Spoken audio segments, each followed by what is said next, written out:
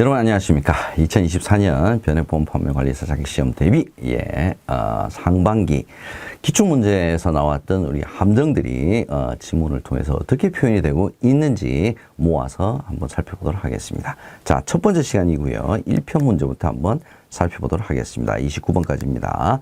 자, 1번. 단기금융 상품은 금리 변동에 따른 가격 변동폭이 크다. 자, 어디가 함정일까요?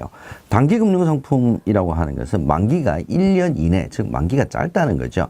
만기가 짧기 때문에 금리 변동이 있더라도 가격 변동폭은 크질 않다라고 해야 맞는 내용이 되겠습니다. 그럼 이제 반대로 장기금융상품은 금리 변동에 따른 가격 변동폭이 크다라고 하면 얘는 이제 맞는 내용이 되겠죠. 이 두 가지 구별 반드시 해주셔야 되겠습니다. 2번 문제 보겠습니다. 단기금융시장은 주식과 국채, 그 다음에 회사채 등이 거래되는 시장이다. 주식과 채권, 회사채가 거래되는 시장은 단기금융시장이 아니라 바로 장기금융시장에 대한 설명이 되겠습니다. 단기금융시장에는 뭐 콜, RP라든지 CD라든지 표지역, 기업은 이제 이런 것들이 거래되는 시장이죠.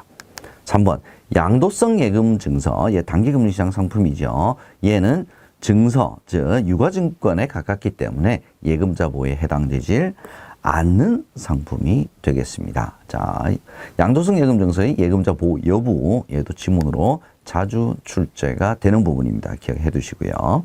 4번 문제 보겠습니다. 외환시장은 이종 통화 간 매매가 수반이 되고, 자, 주식이 매개 변수가 된다. 외화자금시장은 채권을 매개 변수로 해서 대차 거래가 이루어진다. 자, 이 문제가 이제 작년부터 한 번씩 시험 문제 출제가 되고 있습니다. 괄호넣기 문제로 시험 문제 출제가 되는데, 외환시장은 환율이 매개가 되는 거죠. 환율. 그 다음에 외화자금시장은 뭐 자금시장이라고만 딱 떠올리셔도 될 것 같습니다. 그래서 얘는 자금이 움직이는 시장이기 때문에 금리를 매개 변수로 하여 외환의 대차 거래가 이루어지는 시장입니다. 자, 요거 괄호넣기 문제로 최근에 계속 출제가 되고 있다는 점도 기억을 해 두시면 좋겠습니다. 5번 문제 보겠습니다. 일반적으로 금리가 상승한다. 금리가 상승하게 되면 차입하기가 어렵죠. 차입하기가 어렵고 비용이 많이 늘어나니까. 그러면 투자가 확대가 되는 것이 아니라 투자가 위축되죠. 감소되는 효과를 기대할 수 있다라고 해야 맞는 지문이 되겠습니다. 6번 문제 함정 살펴보겠습니다. 물가가 상승하게 되면 물가를 떨어뜨려야 되겠죠. 물가를 떨어뜨리려고 그러면 금리를 인상을 해야 되겠죠. 금리를 상승시켜서 차입을 좀 못하게, 차입을 좀 줄일 수 있도록 해줘야 됩니다. 그래서 물가가 하락하게 되면 금리를 좀 올릴 수 있는 여지가 생기게 되겠죠. 그래서 인하가 아니라 인상으로 바꿔줘야 맞는 내용입니다.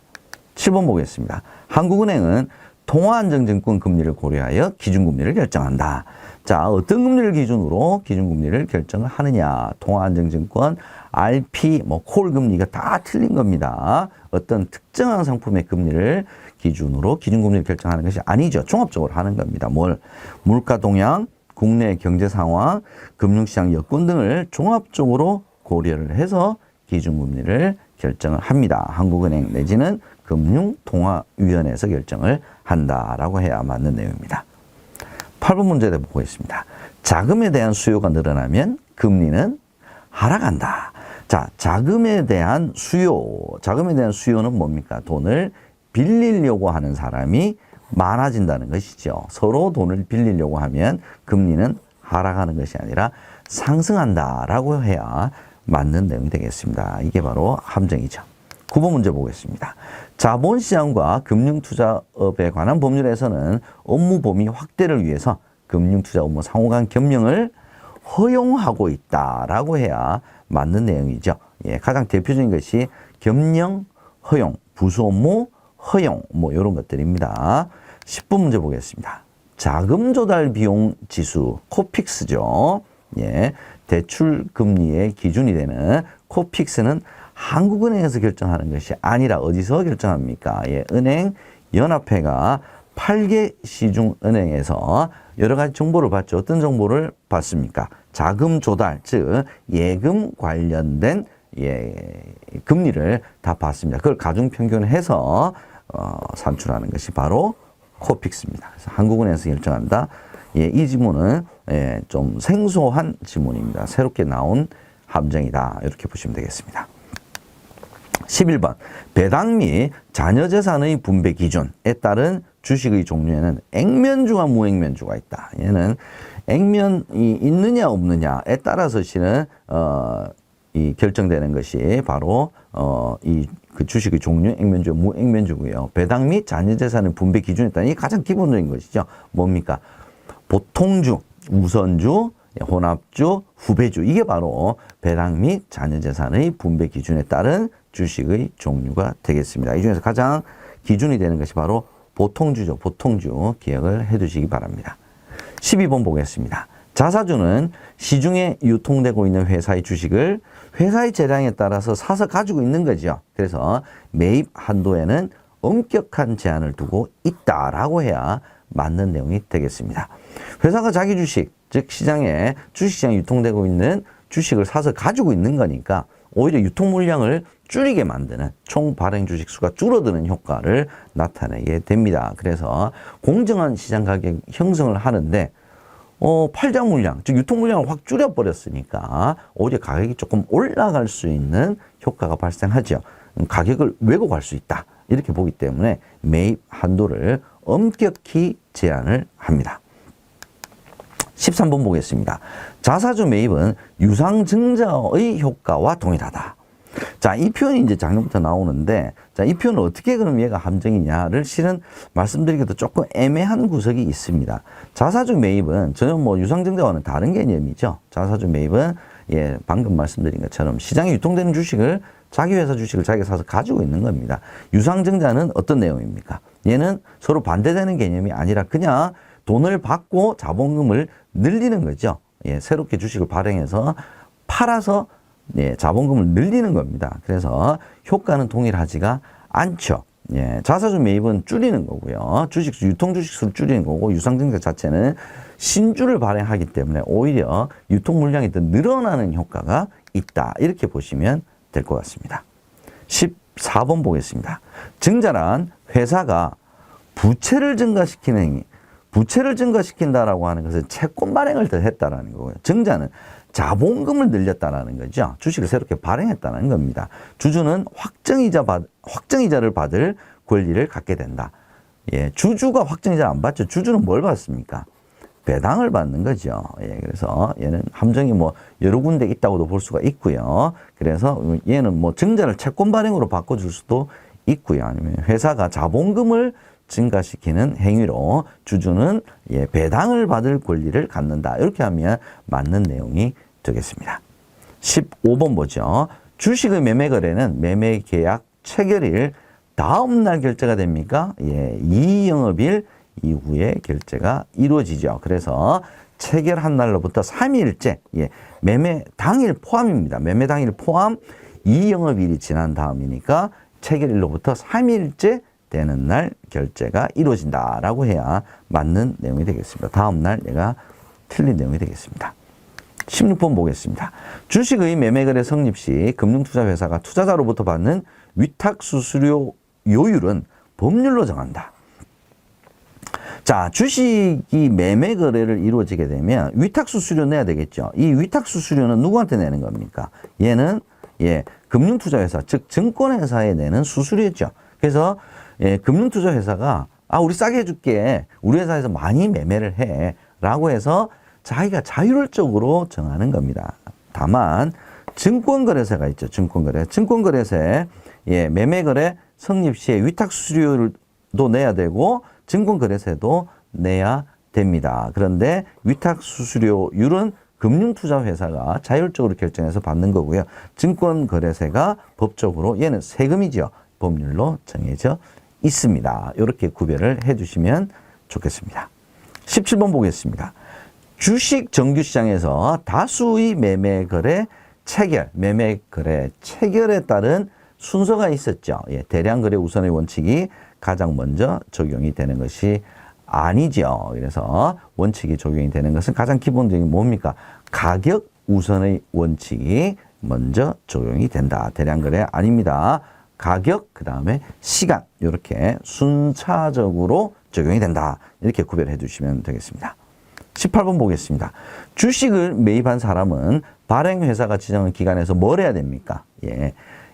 이름을 바꿔야 되죠. 명의개설을 해야 주주로서의 권리를 갖는다. 얘는 이제 괄호 넣기 문제가 나왔는데 제가 그냥 하나 그냥 용어를 만들어 놨으니까 증권 인수를 기억하지 마시고 명의개설 요 용어를 반드시 기억을 해 두시기 바랍니다. 주식을 이제 사고 파는 거죠. 그죠? 사고 팔아서. 주식을 매입한 사람은 주식을 판 사람이 주주로서 등재가 돼 있었기 때문에 이제 내가 샀어. 내가 샀으니까 내 이름으로 바꿔줘. 이게 바로 명의개설의 개념이다. 이렇게 보시면 될 것 같습니다. 이 명의개설을 해야 비로소 주주 명부에 등재가 돼서 주주로서의 권리를 갖게 된다. 이렇게 보시면 되겠습니다.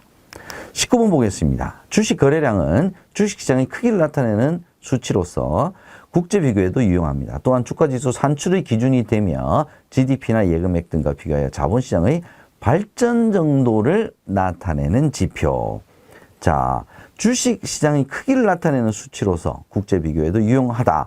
벌써 여기서부터 키워드는 다 나왔죠. 이게 주식 거래량에 대한 설명이 아니라 시가총액에 대한 설명이 되겠습니다.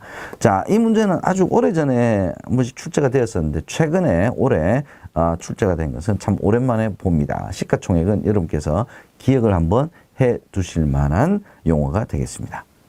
20번 문제 보겠습니다. 실효 수익률은 채권을 만기까지 보유할 경우에 얻게 되는 모든 수익이 투자 원금 대비 1년을 기준으로 얼마나 되는가를 나타내는 비율이다. 자, 여기 이제 키워드는 1년이죠. 이게 이제 실효 수익률에 대한 설명이냐 아니면 만기 수익률에 대한 설명이냐.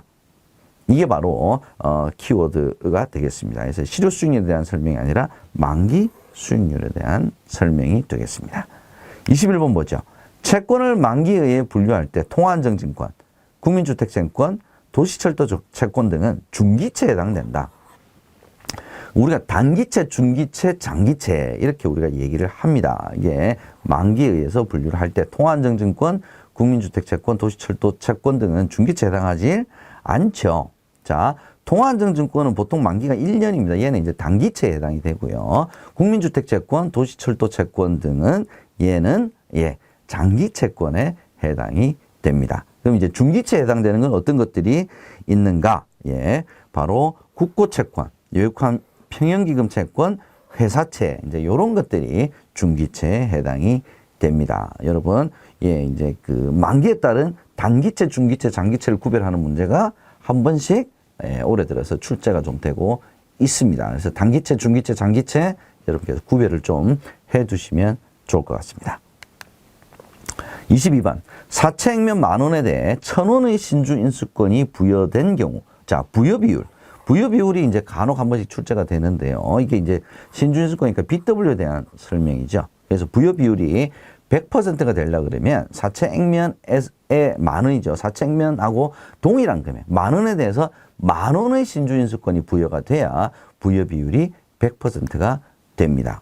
그죠? 그러니까 10,000원에 대해서 1,000원의 신주 인수권이 부여가 됐다면 부여 비율은 10%다라고 해야 맞는 내용이 된지 아니면 1,000원을 10,000원으로 바꿔줘야 얘가 100%가 부여 비율이 되겠습니다. 23번 보겠습니다. 채권 매매는 매매 호가에 의한 경쟁 매매 방식으로 주로 거래가 되는 것은 얘는 주식이죠, 주식. 그죠?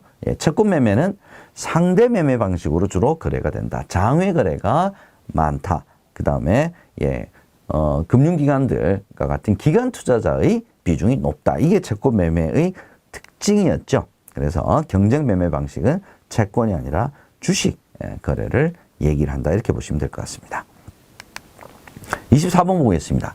이자소득, 배당소득에 대해서는 열거주의, 상속세와 증여세는 순자산 증가세를 적용한다. 이거 쉬운 문제죠. 이자소득과 배당소득, 얘는 금융소득이죠. 그죠? 금융소득이라고 하나 우리 일단 알아두고요. 이자 배당소득은 열거주의가 아니라 유형별 포괄주의, 상속세와 증여세는 순자산 증가세이 아니라 완전 포괄주의. 요걸 여러분 계속 구별을 해 두셔야 될 것 같습니다. 순자산 증가세는 이제 법인의 이자소득에 적용을 하는 거죠. 25번 보겠습니다. 법인이 계약자 및 수익자이고 피보험자를 대표이사로 체결하여 10년 이상 유지를 했습니다. 그래서 저축성 보험인데 여기서 발생한 이자소득은 사업소득세가 과세가 되는 것이 아니죠. 법인은 법인이 계약한 체결 저축성 보험에서 발생한 보험 차익은 뭐 이자소득으로 볼 수 있죠. 이자소득 때문에 순자산이 증가가 됐죠. 순자산이 증가가 됐기 때문에 사업소득세가 부과가 되는 것이 아니죠. 어떤 세율이 부과가 됩니까? 법인세가 부과가 되겠죠. 법인세가 부과가 되게 됩니다. 그래서 개인이 계약을 해서 10년 이상 유지를 해서 발생한 저축성 보험 차익은 걔는 보험 차익 비과세 받을 수가 있죠. 그러나 법인이 체결했을 경우에는 법인세를 부과한다. 뭐에 의해서? 순자산 증가설에 의해서 이렇게 구별을 해주시면 되겠습니다. 26번 보겠습니다. 종합소득과세 표준이 1,400만 원일 경우에 1,400만 원 이하일 경우에는 얼마입니까? 소득세율 6%죠. 6%입니다. 기억을 해 두셔야 됩니다. 자주 시험 문제 출제가 됩니다. 27번 보겠습니다. 법인세 과세 표준이 2억 원 이하일 경우에는 8%가 아니라 9%죠. 9, 19, 요 두 가지는 꼭 기억을 해 두셔야 되겠습니다. 2억 원 이하 9%, 200억 이하 19%, 요 두 가지는 반드시 기억을 해 두시고요. 3천억 이하 21%, 3천억 초과 24%. 얘는 시험 문제에 자주 출제가 되지는 않습니다. 요 두 가지는 그 대신에 반드시 기억을 해 두시면 좋겠습니다. 28번 보겠습니다. 금융소득은 이자소득 플러스 배당소득이고요. 양도소득과는 관련이 없죠. 금융소득에는 양도소득이 포함되지 않는다. 기억을 해 주시기 바랍니다. 29번. 비과세 요건을 충족하지 못했어요. 그러면 비과세 요건을 충족하지 못한 저축성 보험 차익은 분류과세를 하는 것이 아니라 뭡니까? 얘는 이 보험 차익에 대해서는 이자소득으로 보는 거죠. 이자소득으로 봤을 때는 얘는 종합과세 2천만 원 이하일 경우에 종합과세 대상이 됩니다. 그렇게 구별해 주시면 좋겠습니다. 2천만 원 이하일 경우에는 이자소득의 14% 원천징수가 되는 거고요. 다른 금융소득에서 발생한 금융소득과 합산해서 2천만 원 이상일 경우에는 종합과세가 된다. 이렇게 여러분께서 구별해 두시면 되겠습니다. 자, 이렇게 해서 6월까지 기출문제 중에 1편 금융에 대해서 여러분과 함께 함정을 찾아봤습니다. 저는 다음 시간에 2편에서 다시 찾아뵙도록 하겠습니다. 여러분 고맙습니다.